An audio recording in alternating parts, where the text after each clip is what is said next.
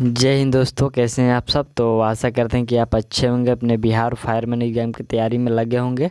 तो ये जो हम लोग का फायरमैन का सेट है, यह सेट 29 है, आपको 1 से लेकर 28 तक प्रोवाइड कर दिया गया है। यदि आप लोग नहीं देखे हैं तो प्लेलिस्ट में जाइए, उसके लिए अलग से प्लेलिस्ट तैयार कर दिया गया है। चलिए हम लोग बढ़ते हैं सेट की ओर। तो ये जो हम लोग का सेट है, यह आपका मॉडल सेट है। ये मॉडल सेट 13 है। मॉडल सेट 13 है क्योंकि इसमें जो आपका 1 से लेकर 12 तक चलाया गया है मॉडल सेट, और उसके बाद 13 से लेकर 28 तक जो चलाया गया है वो प्रीवियस ईयर का प्रश्न पत्र था। तो ये 28 सेट हो गया, और ये जो हम लोग का ये 29वां है। तो चलिए हम लोग देखते हैं सेट की ओर। और सेट का पहला प्रश्न ये रहा। प्रश्न कह रहा है कि CFC का पूरा नाम। तो CFC का पूरा नाम होता है क्लोरोफ्लोरोकार्बन। राइट आंसर इसमें आपका ये हो जाएगा। चलिए नेक्स्ट प्रश्न देखते हैं।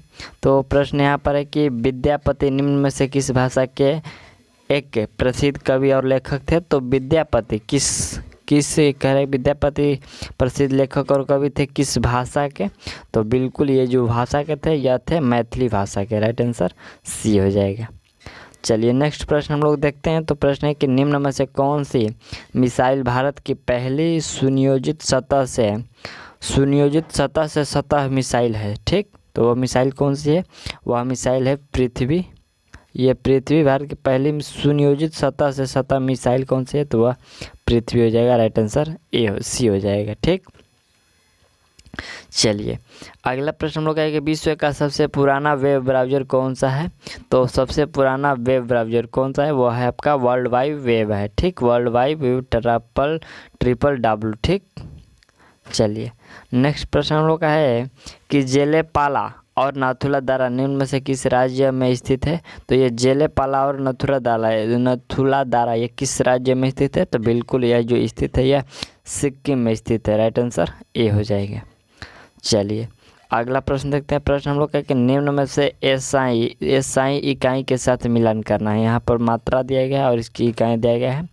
तो यहाँ पर कोण है, चुंबकीय इंडक्शन है, चुंबकीय फ्लक्स है, इसका ठोस कोण है। चलिए इसको हम लोग मिलान करते हैं। तो इसका जो मिलान हो जाएगा वो हो जाएगा कोण का क्या हो जाएगा। तो कोण का रेडियन होता है। ठीक, राइट आंसर इसका ए हो जाएगा। और चुंबकीय इंडक्शन है तो इसका क्या हो जाएगा, इसका हो जाएगा हेनरी। और ये चुंबकीय फ्लक्स है तो इसका हो जाएगा वेबर। और यहाँ पर ठोस कोण है तो इसका ऑस्ट्रेडियम। इसका मिलाया हुआ है, मतलब जो कहते हैं, आपको कुछ इसमें करना नहीं है। इसका सेम वाला सेम है। ठीक, तो राइट आंसर हो जाएगा। इसका मतलब तिरछा तिरछी कोई मिलान नहीं करना है। चलिए जस का तस है। अगला प्रश्न हम लोग का है कि यहाँ पर ऑल इंडिया मुस्लिम लीग की स्थापना कब हुई थी। तो इस मुस्लिम लीग की स्थापना 1906 ईस्वी में हुई थी। राइट आंसर बी हो जाएगा। चलिए अगला प्रश्न हम लोग का है कि भारत के राष्ट्रपति द्वारा राज्यसभा के कितने सदस्यों को नामित किया जाता है। तो उनके द्वारा राज्यसभा के कितनों सदस्यों को नामित किया जाता है। तो किया जाता है 12 सदस्यों को नामित किया जाता है। राइट आंसर ये हो जाएगा 12 सदस्यों को। चलिए अगला प्रश्न हम लोग का है कि सूरज की रोशनी के संपर्क में आते ही हमारी त्वचा सांवली हो जाती है, ऐसा किसकी उपस्थिति के कारण होता है। तो ऐसा किसकी उपस्थिति के कारण होता है, बिल्कुल तो ऐसा होता है मेलेनिन के उपस्थिति के कारण ये हमारी त्वचा सांवली हो जाती है, जल जाती है। चलिए अगला प्रश्न क्या है। प्रश्न हम लोग का है कि भारत का राष्ट्रीय प्रतीक भारत सरकार द्वारा कब अपनाया गया। ये भारत का राष्ट्रीय प्रतीक भारत सरकार द्वारा कब अपनाया गया। तो कब अपनाया गया, यह 26 जनवरी 1950 को अपनाया गया। इस दिन संविधान लागू किया गया था। चलिए अगला प्रश्न कि निम्न में से कौन सा हार्मोन थायराइड ग्रंथि द्वारा स्रावित नहीं होता है। थायराइड ग्रंथि द्वारा कौन सा स्रावित नहीं होता है। तो इसमें जो थायमासिन है यह थायराइड ग्रंथि द्वारा और स्रावित नहीं होता है। ठीक, यहाँ पर नहीं होता है। ठीक, चलिए अगला प्रश्न देखते हैं। तो यहाँ पर प्रश्न हम लोग का है कि आधुनिक रसायन शास्त्र का जनक किसे माना जाता है। तो आधुनिक रसायन शास्त्र का जनक एंटोनी लैवोइसियर को। ठीक, एंटोनी लैवोइसियर को मानते हैं। राइट आंसर इसका डी हो जाएगा। चलिए अगला प्रश्न हम लोग का है कि पीसने वाली ग्रंथियाँ मानव शरीर के किस अंग में मौजूद होती है। पीसने वाली ग्रंथियाँ कौन से अंग में मौजूद होती है। तो यह मौजूद होती है त्वचा में, ठीक। पीसने वाली ग्रंथियाँ मानव के किस अंग में यहाँ पर मौजूद होती है? तो त्वचा में होती है। राइट आंसर डी हो जाएगा। चलिए नेक्स्ट प्रश्न देखते हैं। तो यहाँ पर है कि ऑप्टिकल कैरेक्टर रीडर OCT किसका, OCR है किसका उदाहरण है? तो ऑप्टिकल कैरेक्टर रीडर है किसका उदाहरण है? तो आपका राइट आंसर हो जाएगा, यह उदाहरण है इनपुट डिवाइस का। Input device right answer B हो जाएगा। चलिए अगला प्रश्न यहाँ पर 15 नंबर प्रश्न यहाँ पर है कि विद्युत तटस्थ और कमजोर सूक्ष्मतम अणु पर परस्पर प्रभाव है। ये प्रश्न कह रहे हैं कि यहाँ पर रिक्त स्थान है और कह रहे हैं कि विद्युत तटस्थ और कमजोर सूक्ष्मतम अणु पर परस्पर प्रभाव है। तो यह प्रभाव यहाँ पर न्यूट्रॉन हो जाएगा, न्यूट्रिनो के विद्युत तटस्थ से कमजोर सूक्ष्मतम पर परस्पर प्रभाव है। चलिए अगला प्रश्न 16वें नंबर प्रश्न, निम्न में से कौन सा कथन भारतीय नदियों के विषय में सत्य नहीं है, यानी कि भारतीय नदियों के विषय में गलत है? कौन सा कथन है? तो इसमें जो कथन है सी नंबर कि हिमालयी नदियाँ बहुत छोटे डेल्टा का गठन करती है, ये कथन जो है बिल्कुल गलत है, ठीक। चलिए अगला प्रश्न देखते हैं हम लोग का प्रश्न कि वह उपग्रह जो अंतरिक्ष में जीवन वहन करता है उसे क्या कहा जाता है? वह उपग्रह जो अंतरिक्ष में जीवन वहन करता है उसे क्या कहा जाता है? तो बिल्कुल उसे कहा जाता है जैव उपक्रम। क्या कहते हैं? जैव उपक्रम। राइट आंसर ये हो जाएगा। चलिए अगला प्रश्न हम लोग का है कि आंतरिक गति निर्धारक मानव शरीर के निम्नलिखित अंगों में से कहाँ स्थित होता है? तो यह कहाँ स्थित होता है? यह दिल में होता है, ठीक। राइट आंसर बी हो जाएगा, यह दिल में स्थित होता है। अगला प्रश्न देखते हैं। प्रश्न हम लोग का है कि चित्रकूट झरना इंद्रावती नदी पर पड़ता है। चित्रकूट झरना इंद्रावती नदी पर पड़ता है, जिसे अक्सर भारत के नियाग्रा झरने के रूप में जाना जाता है। वह डॉट डॉट डॉट में स्थित है। तो वह कहाँ स्थित है? वह स्थित है छत्तीसगढ़ में, ठीक। राइट आंसर भी हो जाएगा, छत्तीसगढ़ में स्थित है। अगला प्रश्न देखते हैं।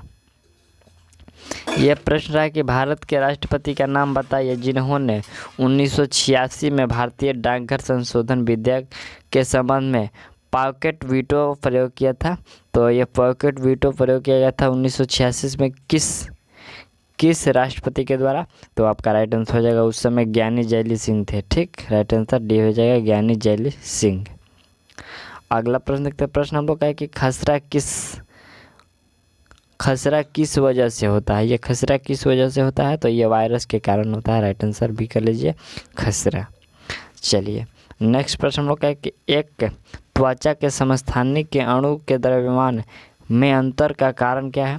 तो इसमें अंतर का जो कारण है वह कारण है उनके नाभिक में न्यूट्रॉनों की अलग अलग संख्या। उनके नाभिक में न्यूट्रॉनों की अलग अलग संख्या, यही अंतर है। राइट आंसर बी हो जाएगा। चलिए अगला प्रश्न देखते हैं। प्रश्न के निम्नलिखित में से रीढ़ की हड्डी वाला वाइब्रेट जीव में कौन सा है? तो जीव में कौन सा है? ये हो जाएगा कीवी, ठीक है। राइट आंसर आपका ये हो जाएगा। ये रीढ़ की हड्डी वाला वाइब्रेट जीव कौन सा है? तो ये कीवी है। चलिए नेक्स्ट प्रश्न हम लोग का यहाँ है कि हवा महल का निर्माण किसने किया था? हवा महल का निर्माण किसने किया था? तो यह करवाया गया था महाराजा सवाई प्रताप सिंह के द्वारा। महाराजा सवाई प्रताप सिंह के द्वारा यह हवा महल जयपुर में स्थित है। चलिए अगला प्रश्न देखते हैं। प्रश्न हम लोग का है कि प्रख्यात टेबल टेनिस खिलाड़ी स्टेफी ग्राफ निम्नलिखित में से किस देश का निवासी है? तो ये जो निवासी है यह जर्मनी का है, ठीक। राइट आंसर सी हो जाएगा, जर्मनी का निवासी है। चलिए अगला प्रश्न हम लोग का है कि ओजोन सतह का संरक्षण संबंधी अंतर्राष्ट्रीय दिवस कब मनाया जाता है?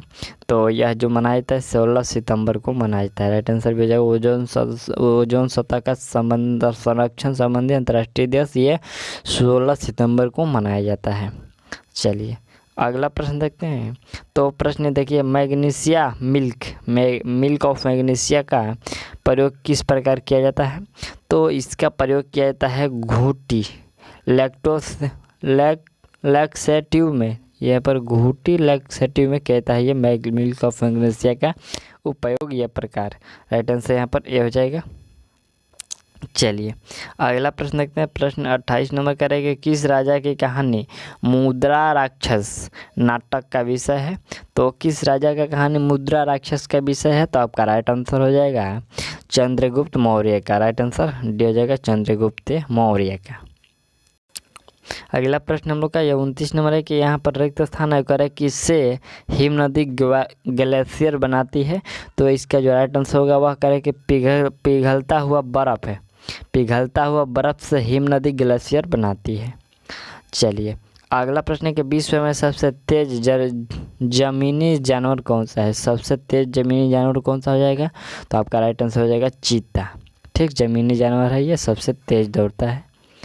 अगला प्रश्न देखते हैं। प्रश्न है कि चीन की विशाल दीवार के निर्माण का श्रेय किसे जाता है? ये जो चीन का विशाल दीवार है, विशाल दीवार का निर्माण का श्रेय किसे जाता है?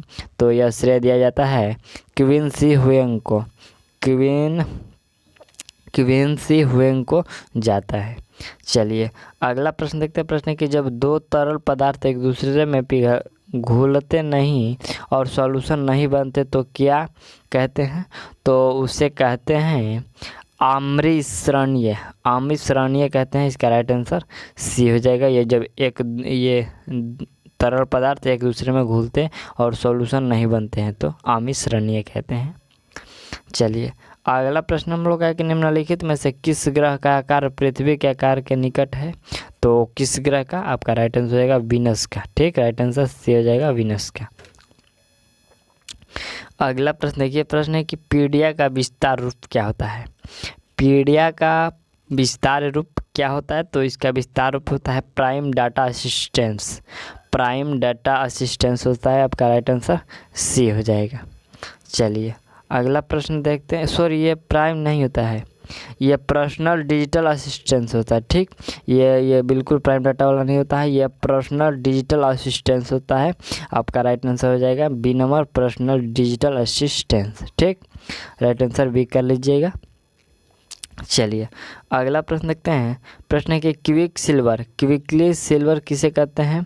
तो बिल्कुल ये जो क्विक सिल्वर कहते हैं वह कहते हैं मरकरी को। राइट आंसर बी हो जाएगा मरकरी को। अगला प्रश्न देखिए। प्रश्न के भारतीय संविधान की किस अनुसूची में राज्यों और संघ राज्यों क्षेत्रों की सूची दी गई है? तो बिल्कुल यह जो दी गई है ये पहली अनुसूची में दी गई। राइट आंसर आपका ए हो जाएगा। चलिए अगला प्रश्न देखते हैं। प्रश्न हम लोग का है कि फूलों की घाटी वैली ऑफ फ्लावर्स राष्ट्रीय उद्यान किस राज्य में स्थित है? तो यह जो राष्ट्रीय उद्यान स्थित है यह उत्तराखंड में स्थित है। आपका राइट आंसर ये हो जाएगा उत्तराखंड।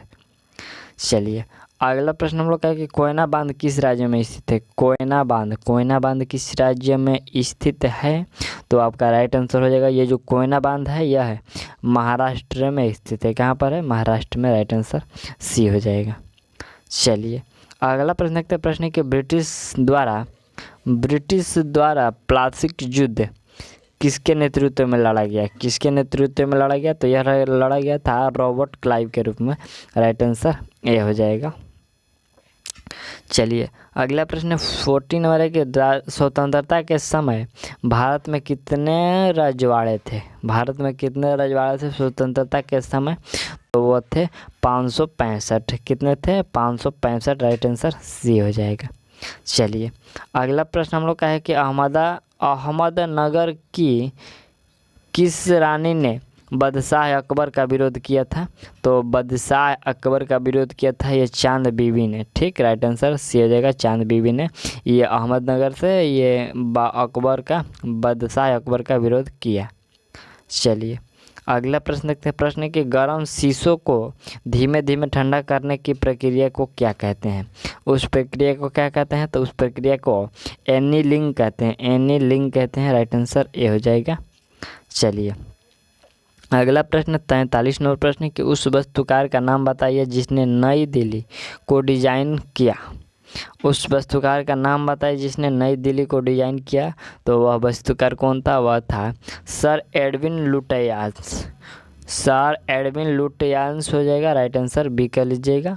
और चलिए बढ़ते हैं अगला प्रश्न की ओर। तो प्रश्न हम लोग का है कि चक्कू किसका उदाहरण है? ये चक्कू जो है किसका उदाहरण है? तो ये वेल्डेज का उदाहरण है। ठीक, वेल्डेज का उदाहरण है ये जो चाकू होता है। राइट आंसर बी हो जाएगा। चलिए अगला प्रश्न देखते हैं। प्रश्न हम लोग का है कि माइक्रोफोन का आविष्कार किसने किया था? माइक्रोफोन नहीं है, ये मोबाइल फ़ोन का आविष्कार किसने किया था? तो आपका राइट आंसर हो जाएगा ये मोबाइल फ़ोन का जो आविष्कार किया ये क्या था? Martin Kapoor. Right answer C हो जाएगा। ठीक, चलिए अगला प्रश्न है कि बैंड एड का आविष्कार किसने किया? बैंड एड का आविष्कार जो किया गया था यह किया गया था एल डिक्सन के द्वारा यह बैंड एड का आविष्कार किया गया था। चलिए नेक्स्ट प्रश्न देखते हैं। प्रश्न कि आधुनिक भारतीय नवजागृति का जनक किसे माना जाता है? तो बिल्कुल यह माना जाता है राजा राम मोहन राय को। ठीक है, राजा राम मोहन राय को ये भारतीय नवजागृति का जनक माना जाता है। चलिए अगला प्रश्न देखते हैं। प्रश्न हम लोग का है कि बाईफोकल लेंस का आविष्कार किसने किया था? बाईफोकल लेंस का आविष्कार किसने किया था? तो यह बेंजामिन फ्रैंकलिन किए थे। ठीक, Benjamin Franklin. Right answer B हो जाएगा। अगला प्रश्न देखिए। प्रश्न है कि हार्ड डिस्क किस प्रकार के डेटा भंडारण उपकरण का उदाहरण है? तो ये डेटा स्टोरेज डिवाइस है। ये जो हार्ड डिस्क किस प्रकार के डेटा भंडारण का उदाहरण है? तो यह उदाहरण है द्वितीयक सेकेंडरी स्टोरेज का उदाहरण है। राइट आंसर भी हो जाएगा। चलिए अगला प्रश्न देखते हैं। तो देखिए ये प्रश्न कंप्यूटर से दो प्रश्न मिला करे कि कंप्यूटर डेटा स्टोरेज भंडारण के मेमोरी साइज के संदर्भ में 1 गीगाबाइट में कितने मेगाबाइट होते हैं? ये देखिए 1 गीगाबाइट में कितने मेगाबाइट होते हैं? ठीक, तो इसमें राइट आंसर हो जाएगा 224 MB होते हैं। 1 गीगाबाइट में कितने मेगाबाइट होते हैं? तो ये 224 MB होते हैं। ठीक, चलिए अगला प्रश्न देखते हैं। यहाँ पर प्रश्न है कि भारत में निम्नलिखित में कौन सी क्रेडिट रेटिंग एजेंसी नहीं है? क्रेडिट रेटिंग एजेंसी कौन सी नहीं है? तो आपका राइट आंसर हो जाएगा ये जो RBI है, क्रेडिट रेटिंग एजेंसी नहीं है। ठीक, चलिए अगला प्रश्न देखते हैं। प्रश्न हम लोग का है कि निम्नलिखित में से कौन सी बीमारी प्रोटोजुआ के कारण होती है? यह प्रोटोजुआ के कारण से होने वाली बीमारी तो वह कल्ला जार जो बीमारी है यह प्रोटोजुआ के कारण होता है। चलिए अगला प्रश्न है कि निम्नलिखित में से किस वर्ष में भारत ब्रिटिश राज के सीधे नियंत्रक में आ गया? तो प्रश्न है कि निम्नलिखित में से किस वर्ष भारत ब्रिटिश राज्य के सीधे नियंत्रण में आ गया? तो यह आ गया था 1858 में। कब आया था? 1858 में। चलिए अगला प्रश्न है कि कथकली नृत्य ललित कला से डट प्रारूपों का लयबद्ध संयोजन है? तो यह लयबद्ध संयोजन है 5। ठीक, कथकली नृत्य ललित कला के 5 प्रारूपों का लयबद्ध संयोजन है। अगला प्रश्न देखते हैं। प्रश्न हम लोग का है कि गुरु पर्व सिख समुदाय का सबसे महत्वपूर्ण और पवित्र त्यौहार है। हिंदू कैलेंडर के अनुसार इसे निम्नलिखित में से किस महीनों में मनाया जाता है? तो बिल्कुल यह जो मनाया जाता है यह कार्तिक में मनाया जाता है। राइट आंसर डी हो जाएगा, यह कार्तिक मास में मनाया जाता है। चलिए अगला प्रश्न देखते हैं। प्रश्न है कि मत्स्य प्रजनन विशेषकर निर्मित टैंक और तालाबों में डट के लिए प्रयोग किए जाने वाला शब्द है? तो बिल्कुल इसका जो राइट आंसर हो जाएगा यह पीसी कल्चर के लिए प्रयोग किए जाने वाला शब्द है। राइट आंसर आपका ए हो जाएगा। यह मत्स्य उत्पादन ही पीसी कल्चर कहलाता है। चलिए अगला प्रश्न देखते हैं।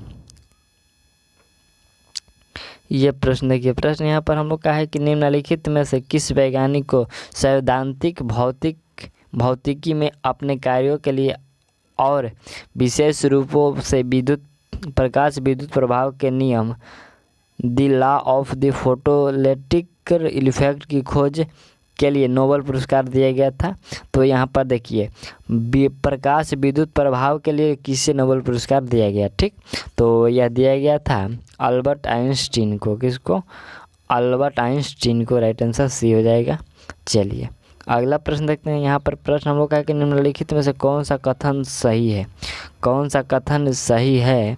तो इसमें जो कथन सी नंबर ऑप्शन का है, कह रहा है कि कोर्ट मार्शल के माध्यम से दिया गया दंड या दंडादेश के संबंध में राज्यपाल के पास क्षमा देने की शक्ति नहीं होती है। ये राइट आंसर सी जो है बिल्कुल सही है। चलिए, क्षमा देने की शक्ति नहीं है, ये राइट आंसर सी होगा। और अगला प्रश्न देखिए, प्रश्न क्या कह रहा है। प्रश्न हम लोग का यहाँ पर है 59 नंबर प्रश्न है कि विश्व का सबसे बड़ा यूरेनियम उत्पादक देश कौन सा है। तो विश्व का सबसे बड़ा यूरेनियम उत्पादक देश हो जाएगा, वह देश है कजाकिस्तान। राइट आंसर से हो जाएगा कजाकिस्तान। चलिए, अगला प्रश्न देखते हैं। तो यहाँ पर प्रश्न 60 नंबर है कि विश्व में सबसे बड़े यूरेनियम भंडारक में से एक माना जाने वाला तुम्बेपल्ले निम्नलिखित में से किस राज्य में स्थित है। ये देखिए, यहाँ पर यूरेनियम का बड़ा भंडारण, ये तुम्बेपल्ले जो है ये किस राज्य में स्थित है। ठीक, तो बिल्कुल यह जो स्थित है, यह स्थित है आंध्र प्रदेश में। राइट आंसर डी हो जाएगा, आंध्र प्रदेश। चलिए, अगला प्रश्न है कि दिन में 2 बार समुद्र के पानी के लयबद्ध उतार चढ़ाव को डॉट कहा जाता है। तो उस उतार चढ़ाव को ज्वार कहते हैं। ठीक, राइट आंसर बी हो जाएगा, उसको ज्वार बोलते हैं। अगला प्रश्न हम लोग का है कि भारतीय संविधान सभा की प्रारूप समिति के अध्यक्ष कौन थे। तो प्रारूप समिति के अध्यक्ष डॉक्टर भीमराव अम्बेडकर थे। राइट आंसर बी हो जाएगा। चलिए, अगला प्रश्न हम लोग का यहाँ पर है कि निम्नलिखित में से किस अनुच्छेद के तहत भारतीय संविधान में वित्तीय आपातकाल का प्रावधान किया गया। तो ये वित्तीय आपातकाल का जो प्रावधान किया गया, ये 360 में, आर्टिकल 360 में किया गया है। चलिए, नेक्स्ट प्रश्न हम लोग के निम्नलिखित में से किस वैज्ञानिक ने डायनामाइट का आविष्कार किया था। तो डायनामाइट का आविष्कार यह किया गया था अल्फ्रेड नोबेल के द्वारा। डायनामाइट का आविष्कार अल्फ्रेड नोबेल ने किया था। राइट आंसर बी हो जाएगा। चलिए, अगला प्रश्न देखते हैं। यहाँ पर हम लोग का प्रश्न है कि निम्नलिखित में से कौन सी नदी बंगाल की खाड़ी में गिरती है। बंगाल की खाड़ी में कौन सी नदी गिरती है। तो ये जो कृष्ण नदी है, ये बंगाल की खाड़ी में गिरती है। चलिए, अगला प्रश्न हम लोग देखते हैं। प्रश्न 66 नंबर है कि किस राज्य में फोडोंग बौद्ध मठ स्थित है। यहाँ पर है फोडोंग बौद्ध मठ किस में स्थित है, किस राज्य में। तो बिल्कुल यह स्थित है आपका सिक्किम में। राइट आंसर ये हो जाएगा। अगला प्रश्न देखिए, प्रश्न कह रहा है कि संभार झील के बारे में निम्नलिखित में से कौन सा कथन सही है। संभार झील के बारे में कौन सा कथन इसमें से सही है। तो बिल्कुल ये आपका राइट आंसर हो जाएगा। ये जो कथन सही है, यह कथन ऑप्शन ए वाला सही है कि भारत की सबसे बड़ी अंतःस्थलीय खारे पानी का झील है। ठीक, भारत के सबसे अंतःस्थलीय ये खारे पानी का झील है। और ये कहाँ पर स्थित है। तो ये राजस्थान में स्थित है। ये संभार झील राजस्थान में है। चलिए, अगला प्रश्न हम लोग देखते हैं। प्रश्न कि भूकंप तरंगों को जिस उपकरण के द्वारा रिकॉर्ड किया जाता है उसे कहते हैं। तो उसे क्या कहते हैं। तो आपका राइट आंसर हो जाएगा, उसे भूकंप सूचक यंत्र सीस्मोग्राफ कहते हैं। ठीक, सीस्मोग्राफ कहते हैं।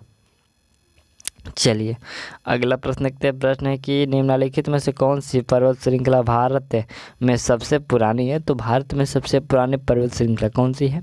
आपका राइट आंसर हो जाएगा वो अरावली की पहाड़ी। राइट आंसर डी हो जाएगा, अरावली की पहाड़ी।